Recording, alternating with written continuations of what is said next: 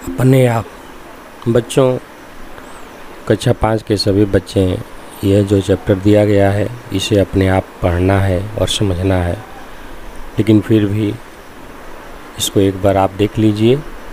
महर्षि वाल्मीकि, पाठ का नाम है महर्षि वाल्मीकि।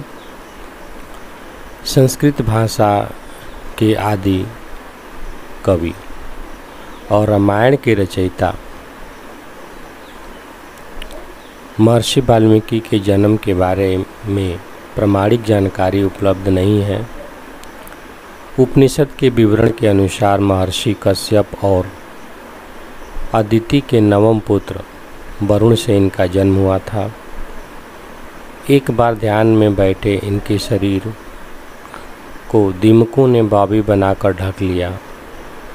तपस्या पूरी करके जब वे दीमक की बाबी से बाहर निकले तो लोग इन्हें वाल्मीकि कहने लगे। दीमक की बाबी को भी वाल्मीकि कहते हैं।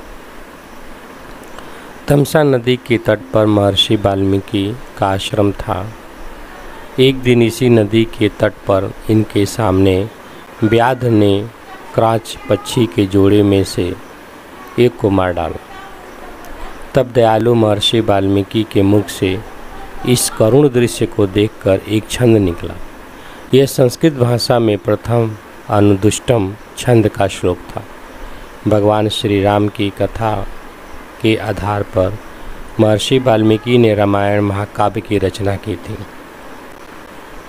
सीता जी ने अपने वनवास का अंतिम समय महर्षि के आश्रम में व्यतीत किया था। महर्षि वाल्मीकि के आश्रम में ही लव और कुश का जन्म हुआ था। लव कुश की शिक्षा दीक्षा महर्षि वाल्मीकि की देखरेख में हुई थी। अश्विन मास की शरद पूर्णिमा को महर्षि वाल्मीकि का जन्म दिवस मनाया जाता है। एक अन्य पौराणिक कथा के अनुसार वाल्मीकि के महर्षि बनने से पहले उनका नाम रत्नाकर था।